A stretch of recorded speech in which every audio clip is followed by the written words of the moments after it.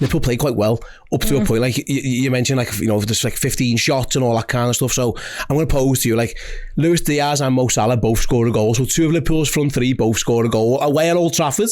And you'd be thinking, like, again, without context, you're thinking, yeah, 2 goals at Old Trafford, but 2 of your front three, you must have attacked pretty well. But actually, we're sat here again thinking about wasted chances.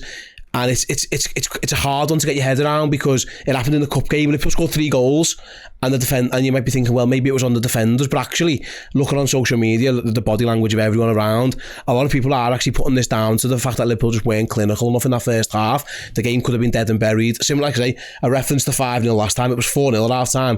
Liverpool had put them to the sword. This could have been that, if not for a bit of poor decision making, poor whatever you want to call it. So, how'd you get your heads around that? What are your thoughts on the attacking display as a whole? Well, again, if you're on paper, it's a Nunes assist as well. So all 3 players, all front 3 involved in the goals, but they just, that's it. Only those goals, so the first goal and then Salah's, that's all they did. You're missing, Szoboszlai missed a great opportunity, just went wide. I don't get how he's missed it, completely set it wrong. Salah's missed, I don't know how many chances. And I thought it was his worst game in weeks. And, you know, you said 4 goals in the last 5 games for Salah, and he's been completely off it the last few weeks. It is completely down to the front 3. They've got to be, like you're saying, as the senior players, got to be dragging Kwanzaa out of that. Kwanzaa is obviously to blame for the first goal, but they've got to be doing so much more. There's so many chances missed. Absolutely. Again, XG is one of those stats, isn't it, Chloe, where you can pick the bones out of XG all you want. But Liverpool scored 2 goals with an XG of 3.9, so nearly 4. Man United scored 2 goals with an XG of less than 1. Obviously, the main new chance isn't a chance. Ridiculous. The Rashford one, the Fernandes one isn't a chance, really. It is that, like, that's where you can be critical, I suppose, because it's such a double-edged sword, in that we are obviously creating a lot of chances, and that bodes well. You know, we're in a world now where Liverpool have to win a lot of games and maybe have to score a lot of goals, so that is the positive. But also the negative is, you know, you should have scored more. You scored 2, and it flatters Manchester United, really. It could and probably should. There are chances that Leah mentions. I think Salah, Szoboszlai, Diaz have all missed chances that should just be goals. Yeah, they should. And look, this is the problem. When you're only 1-0 up at Old Trafford, you can be as good as you want to be, but there is pressure there. Yeah. And when you give Manchester United a sniff, they'll take it. They hate us. They absolutely despise us. And this is why Liverpool, this was their biggest game. And it's why I gave us a point before the game, because we played the occasion so many times. And Liverpool, that stadium was silent, but it should have been a walkout, because it should have been 3-0 at half time. And like you mentioned there, Sobbo has a brilliant one where Onana makes a great save right after that Garnacho goal that's offside. Then he has a second one in the box where he just needs to open his body and side foot it and get it on target. It goes miles wide. Diaz, the amount of 4v2s, 5v2s where Sobbo is in acres of space and no one helps him out, no one makes the definitive run to help him get the space or make a pass.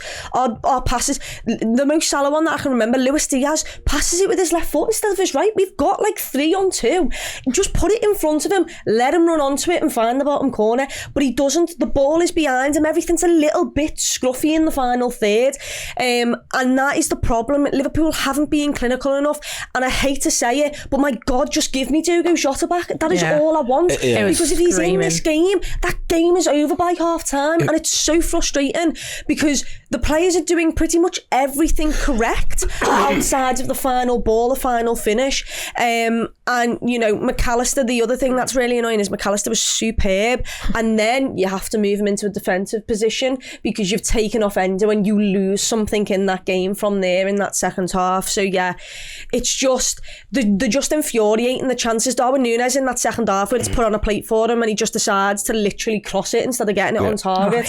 The decision making isn't there, it's not good enough, and you're in a title race, it has to be pinpoint accuracy. It's interesting because, like I say, we're sat here, Liverpool are second in the league just on goal difference. They're ahead of Manchester City to level with Arsenal.